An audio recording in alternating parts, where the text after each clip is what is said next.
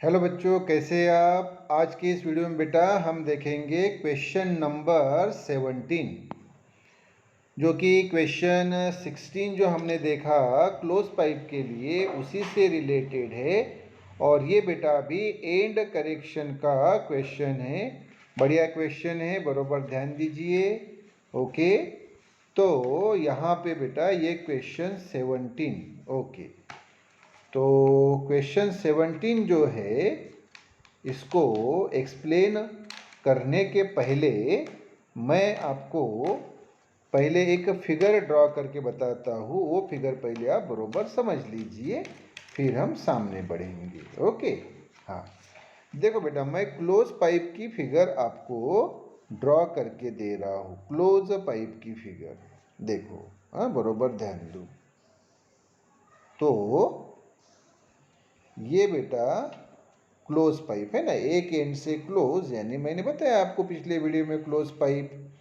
अच्छा, ओके, अब इस क्लोज पाइप की लेंथ हम लेंगे L1। क्या लेंगे बेटा? Length L1। अच्छा, और एक दूसरा क्लोज पाइप लेते हैं हम, एक दूसरा क्लोज पाइप लेते हैं। ये देखो, ये दूसरा क्लोज पाइप, और उसकी लेंथ लेते बेटा L2। ओके, अब यहाँ पे ये जो पहला वाला है बेटा, फर्स्ट वाला आप जो देख रहे हैं, पहला पाइप है ना, ये पहला पाइप आप देख रहे हैं। एक मिनट है, हाँ, तो पहला पाइप जो आप देख रहे हैं, हाँ, ये वाला पहला पाइप। ओके, क्लोज पाइप, हाँ हाँ। तो यहाँ पे हम वेव्स तैयार कर रहे हैं इस ट्यूनिंग फोर्क के द्वारा। ये बेटा ट्यूनिंग फोर्क, ये ट्यूनिंग फोर्क, इसकी फ्रीक्वेंसी N1, इस ट्यूनिंग फोर्क की फ्रीक्वेंसी N1। और ये जो बेटा दूसरा पाइप है जिसकी लेंथ L2 है, हाँ, तो इस पाइप में हम वेव्स तैयार करेंगे ये ट्यूनिंग फोर्क जिसकी फ्रीक्वेंसी N2 है। ओके, हाँ, अब बरोबर यहाँ आप थोड़ा सा ध्यान दीजिए। बरोबर एक इम्पोर्टेंट पहले मैं बात बताऊँ, फिर मैं क्वेश्चन पे आपको लेके आता हूँ। तो मुझे बताओ कि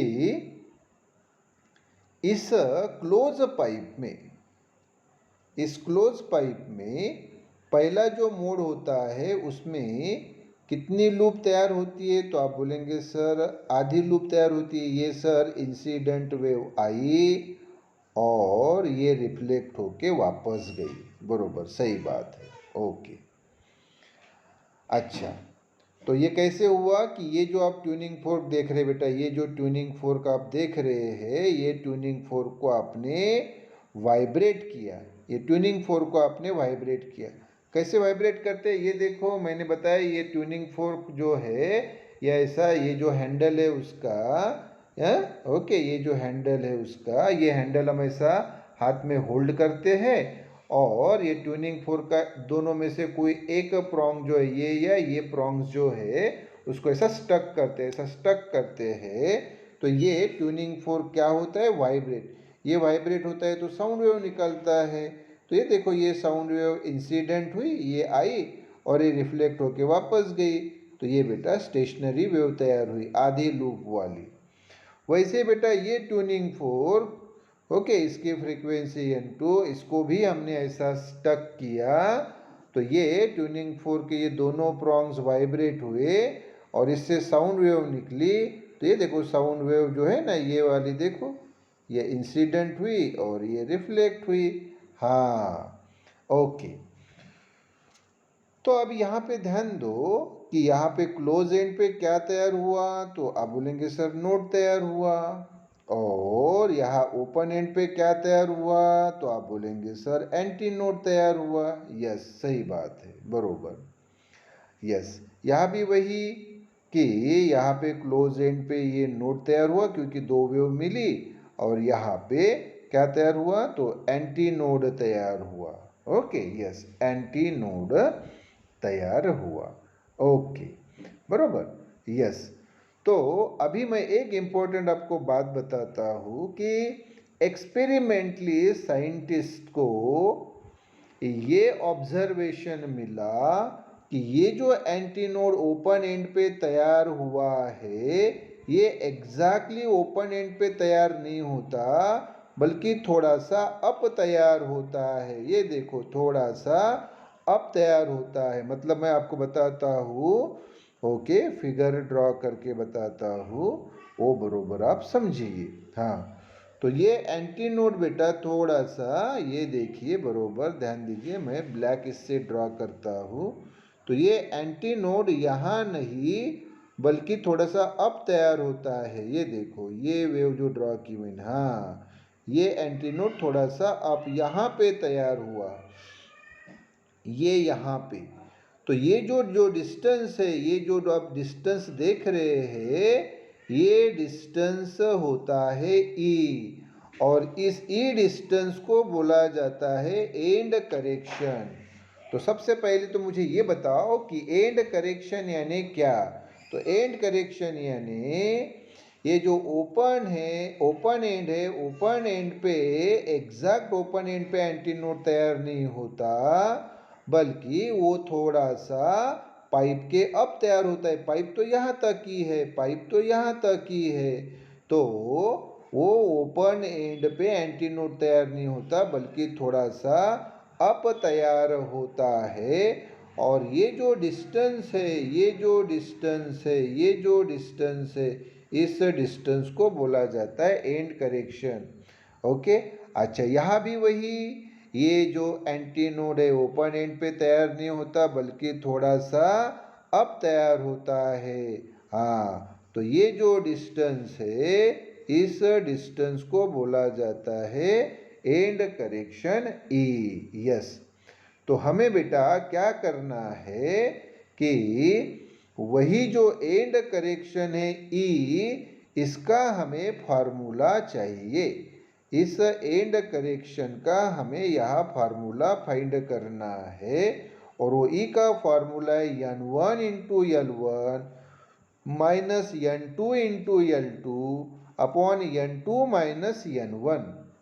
ये फार्मूला हमें प्रूव करना है। तो आप बोलेंगे सर ये तो पता चला कि सर ई यानी एंड करेक्शन, सर ये n1 क्या है। तो n1 आप देख रहे बेटा पहले ट्यूनिंग फोर्क की फ्रीक्वेंसी। सर ये L1 कौन है। तो L1 है पहले पाइप की ये लेंथ बेटा L1। सर n2 कौन है, दूसरे ट्यूनिंग फोर्क की फ्रीक्वेंसी। सर L2 कौन है, तो ये दूसरे पाइप की लेंथ।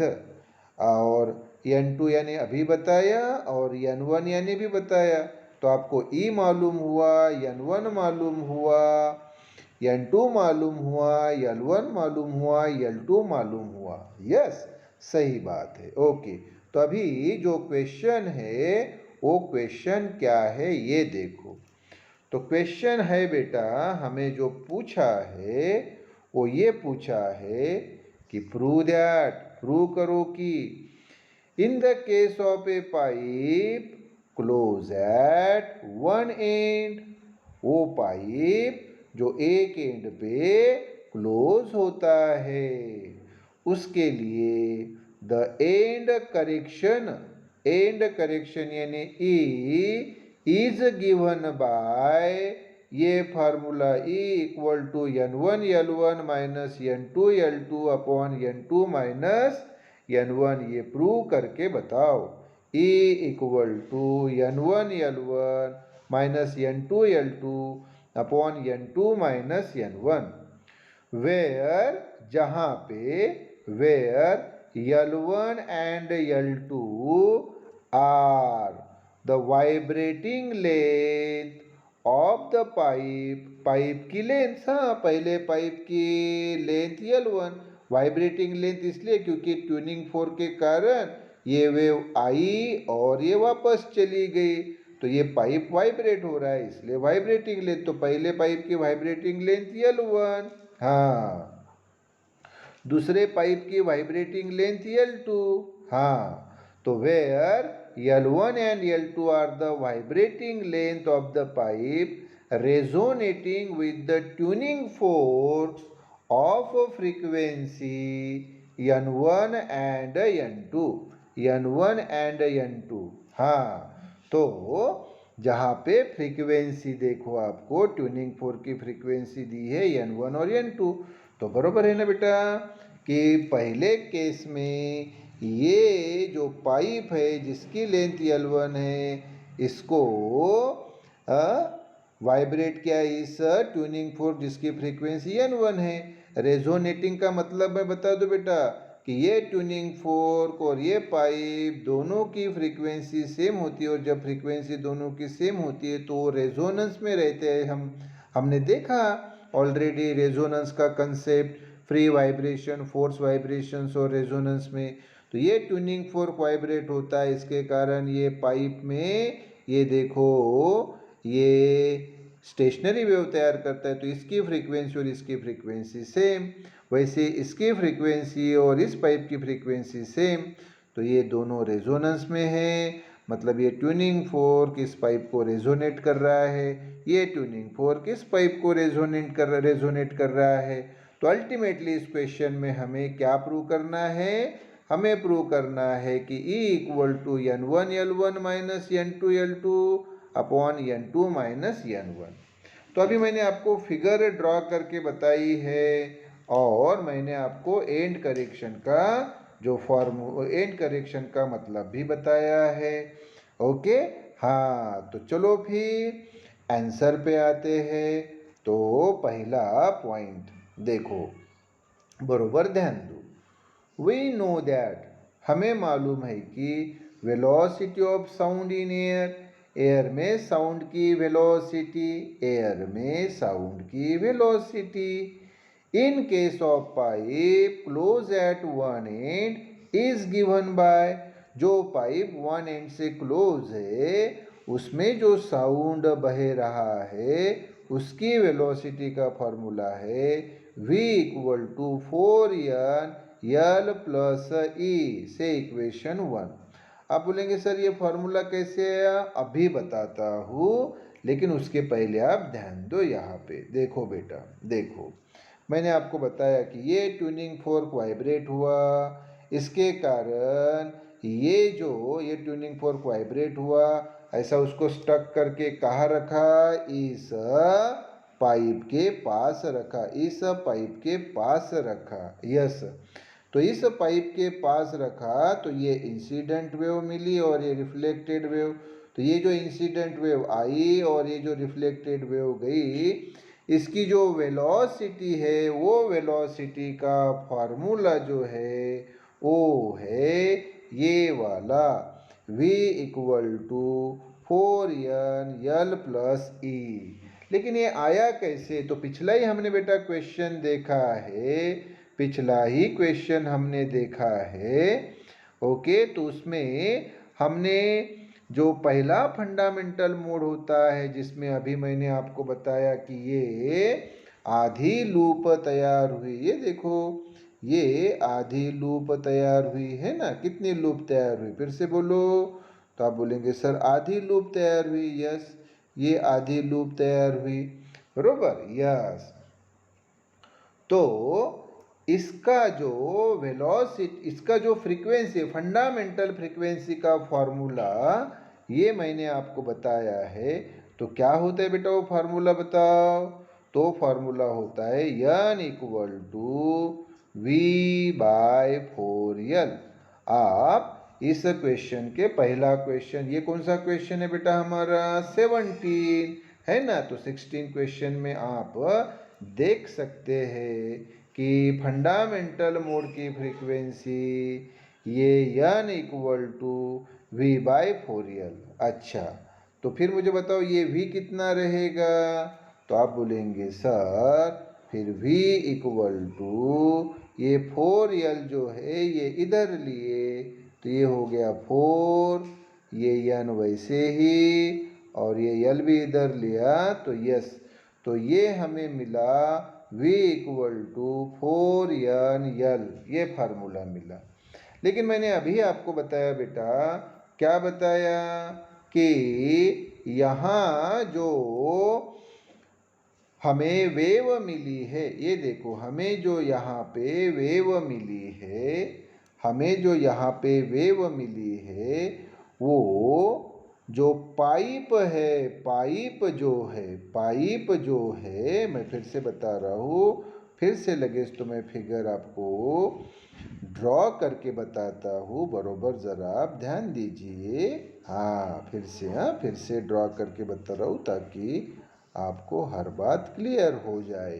देखो फिर से ड्रॉ करके बताता हूँ कि भाई ये क्लोज पाइप है, ओके, ये ट्यूनिंग फोर्क है, ये देखो ये ट्यूनिंग फोर्क है, ओके, और इसमें ये आधी वेव तैयार हुई, लेकिन मैंने आपको बताया कि यहाँ पे ये नोड तैयार हुआ, ओपन एंड पे एंटी नोड, लेकिन एक्सपेरिमेंटली ये फाइंड किया गया कि ओपन एंड पे एंटी नोड तैयार नहीं होता बल्कि थोड़ा सा अप तैयार होता है।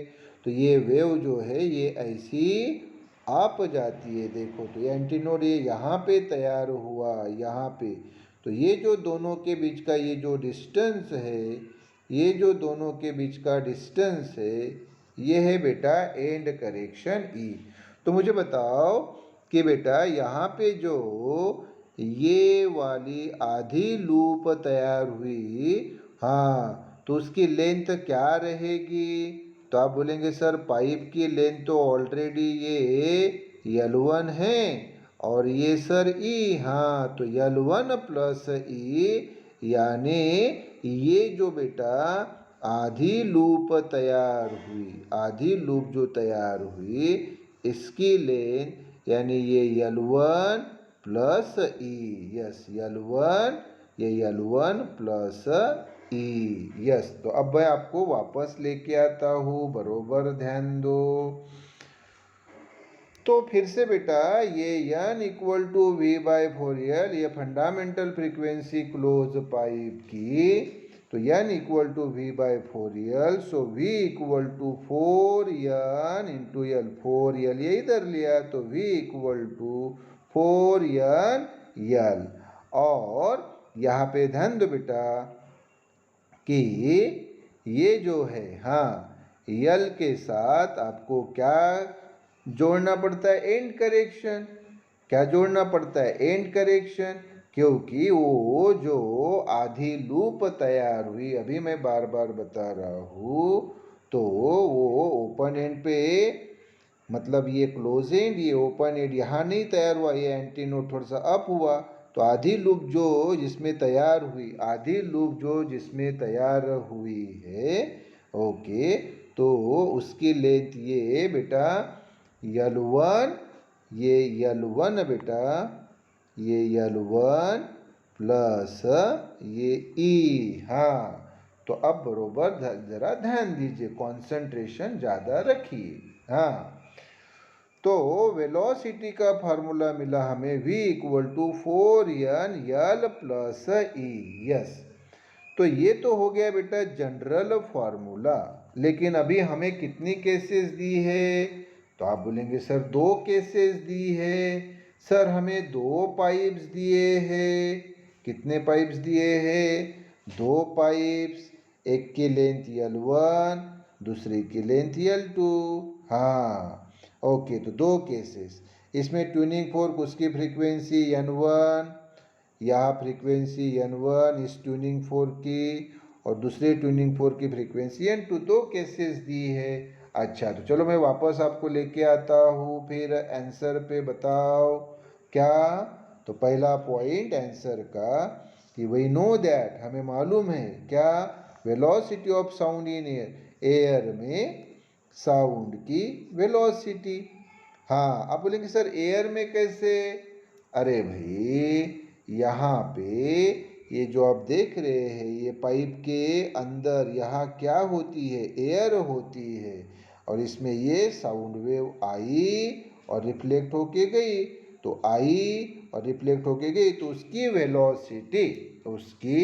वेलोसिटी जो है वो वेलोसिटी का फॉर्मूला, तो फिर से बता रहा हूँ, we know that velocity of sound in air in case of pipe close at one end, वो पाइप में जो एक एंड से क्लोज है इज गिवन बाय ये वाला फार्मूला बेटा V equal to 4n L plus E, जो कि मैंने अभी आपको ये बताया, दिस ये फार्मूला। ओके, इसको हमने इक्वेशन 1 बोला। वेयर आप मुझे बताइए n कौन है?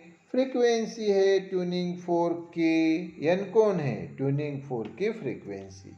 L कौन है? अरे ये लेंथ है ना, वाइब्रेटिंग लेंथ किसकी? पाइप की। तो वाइब्रेटिंग लेंथ ऑफ पाइप, कौन सा pipe? Close at one and, जो एक एंड पे क्लोज है। और ई तो अभी बताया, एंड करेक्शन। और बेटा एक सामने की इंपॉर्टेंट बात बताता हूँ, वो हमेशा दिमाग में रखो कि ये जो एंड करेक्शन होता है बेटा, दूसरा point, the end correction is given by E equal to 0.3d। End correction जो होता है वो 0.3d, डी यानी बेटा inner diameter of the pipe. तो फिगर से मैं आपको फिर से बताता हूँ, देखो ये जो बेटा पाइप है, ये जो पाइप है, ये जो पाइप आप देख रहे हैं, हाँ ये जो पाइप है, ये जो पाइप है, बार बार बता रहा हूँ मैं, बरोबर ध्यान दो। ये जो पाइप है बेटा, हाँ इसका जो इनर डायामीटर है, मैं लगे तो पाइप इधर आपको फिर से दूसरा ड्रॉ करके बताता हूँ ताकि आपको अच्छी तरह से समझ में आए। तो ये जो क्लोज पाइप है बेटा, इसका इनर डायामीटर होता है ये बेटा, उसका इनर डायामीटर डी। तो एंड करेक्शन ई जो रहता है ना बेटा, वो रहता है 0.3d। कितना रहता है? 0.3d। यस, तो यही सेकंड पॉइंट में हमने बताया कि भाई ये जो एंड करेक्शन होता है, the end correction is given bye क्या? उसका formula equal to 0.3d। Yes, अभी दो केसेस दिए बेटा। तो पहले केस के लिए पॉइंट नंबर 3, पहली केस है, बार बार बता रहा हूँ मैं, यहाँ ध्यान दो। ये पहली केस, ये देखो बेटा, ये वाली पहली केस, हाँ ये पहली केस, दिस ये पाइप और ये ट्यूनिंग फोर्क, ये पहली केस। और ये पाइप जिसके लेंथ L2 और ये ट्यूनिंग फोर्क, ये दूसरी केस। ओके, तो अभी पहली केस के लिए क्या फार्मूला आएगा ये देखेंगे, फिर दूसरी केस के लिए क्या फार्मूला आएगा ये देखेंगे।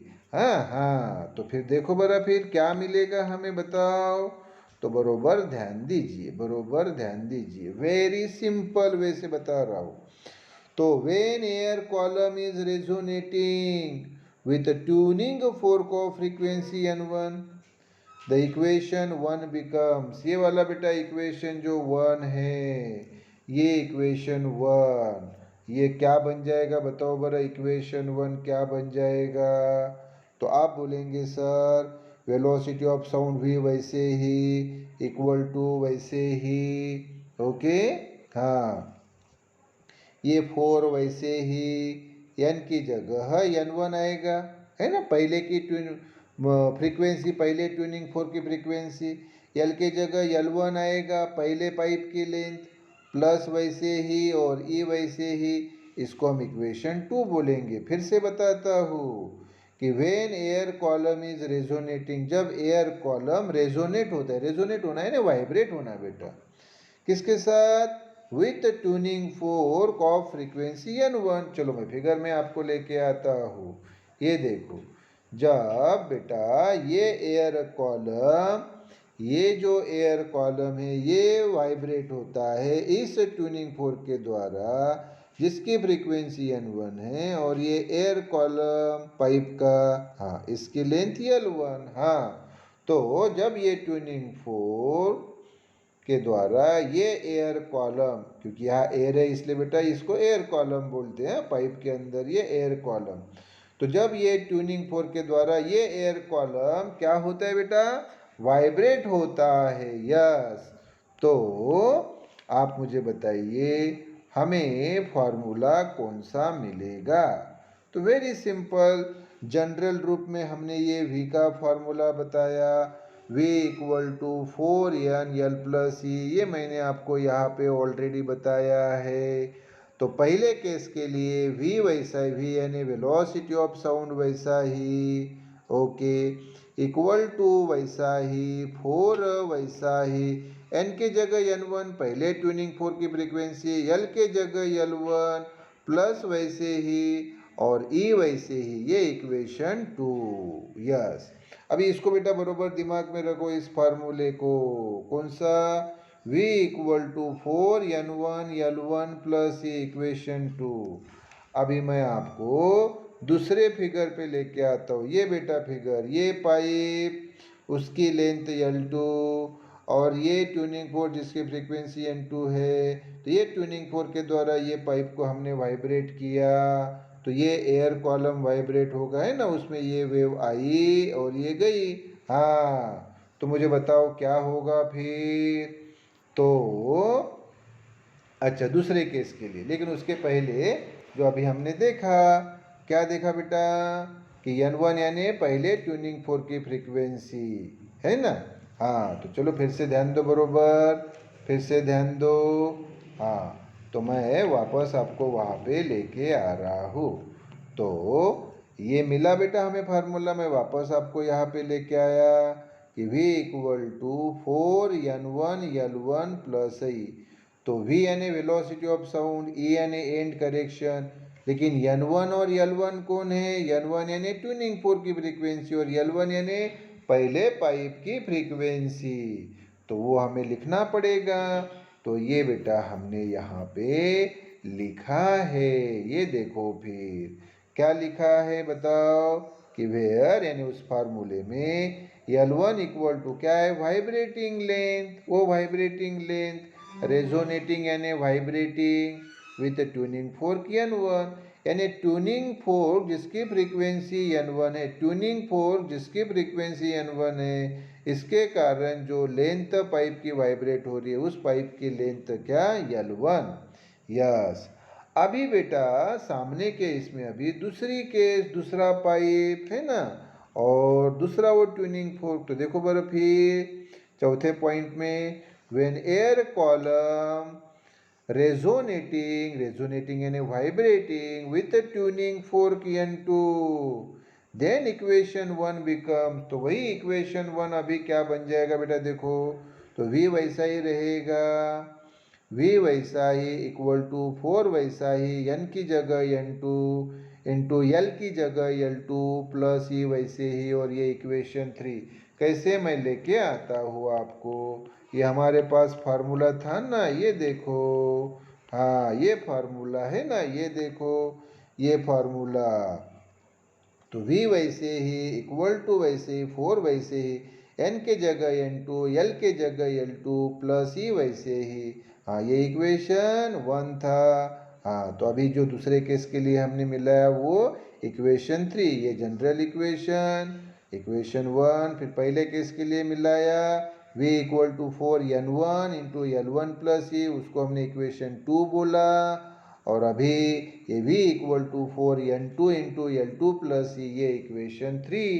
ये फिगर 2 के लिए बार बार बता रहा हूँ कि भाई ये ट्यूनिंग फोर्क, इसकी फ्रीक्वेंसी N2, ये पाइप इसकी लेंथ L2, ये वाइब्रेट किया तो ये वेव साउंड वेव आई और रिफ्लेक्ट हुई। हाँ, तो ये जो साउंड वेव आई इसकी वेलोसिटी इस दूसरे केस के लिए वही तो बताया बेटा, अभी क्या बताया, तो आप बोलेंगे सर वो फार्मूला हमें मिला ये वाला V equal to 4n2 L2 plus E, equation 3। अच्छा, इसमें V आपको मालूम है velocity of sound in air, E मालूम है एंड करेक्शन, लेकिन ये L2 और N2 नहीं मालूम।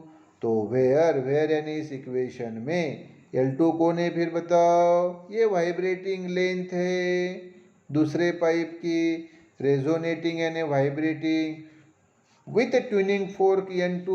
हाँ, ट्यूनिंग फोर्क N2 के कारण जो वाइब्रेट हो रही है पाइप की लेंथ वो L2। हाँ, तो फिर अभी बेटा पॉइंट 5, फ्रॉम इक्वेशन 2 एंड 3 वही गेट। ये देखो बेटा, ये 3, ये वाला 3 कौन सा, v equal to 4n2l2 plus E. और इक्वेशन 2 तो अभी बताया ना बेटा, ये देखो ना, उसी प्रकार से बताया ना इक्वेशन 1 पहले फिगर के लिए, क्या v equal to 4n1 into l1 plus E equation 2। तो ये 2 और अभी बताया वो 3, इनकी लेफ्ट हैंड साइड समान है ना बेटा, इसकी भी v है इक्वेशन 2 की, और इक्वेशन 3 की भी v है। तो 2 और 3 की लेफ्ट हैंड साइड v समान है, तो फिर राइट हैंड साइड सेम नहीं रहेगी क्या? हाँ, तो बताओ अगर इसकी राइट हैंड साइड 2 की 4n1 इंटू l1 प्लस ई। हाँ, और 3 की बताओ बर राइट हैंड साइड, 3 की राइट हैंड साइड बताओ। तो आप बोलेंगे सर 3 की राइट हैंड साइड जो है वो है 4n2 इंटू l2 प्लस ई, है ना? हाँ, तो ये इक्वल रहेगी इन राइट हैंड साइड दोनों की, इक्वेशन 2 और 3 की। क्यों भाई? क्योंकि दोनों की इक्वेशन 2 और 3 की लेफ्ट हैंड साइड सेम है, ये v। हाँ, तो इसलिए फिर हमने लिखा फ्रॉम इक्वेशन 2 एंड 3 वही गेट। क्या मिलेगा बेटा फिर बताओ? Very simple. तो इक्वेशन 2 की right hand side 4n1 into l1 plus E equal to equation 3 की right hand side 4n2 into l2 plus ई।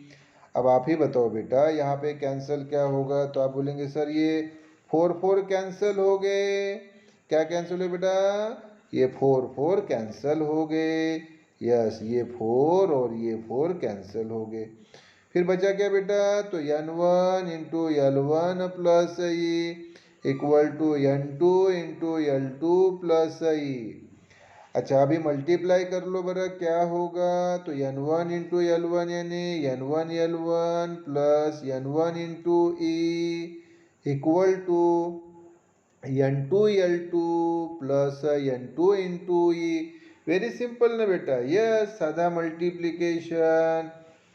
ओके, तो अभी बेटा देखिए, ये n1 l1 वैसे ही रखा, और ये n2 l2 ये इधर लाया लेफ्ट हैंड साइड में, तो माइनस हो गया ये n2 l2 इक्वल टू ये n2 e वैसे ही, और ये n1 e इधर लाई तो ये माइनस हो गई n1 e। यस, तो क्या स्टेप मिली बेटा हमें? तो n1 l1 minus n2 l2 equal to n2 e minus n1 e। तो ये बेटा लेफ्ट हैंड साइड वैसे ही n1 l1 minus n2 l2 equal to, यहाँ से बेटा ये कॉमन, तो यहाँ बचा n2 माइनस n1। सही बात है।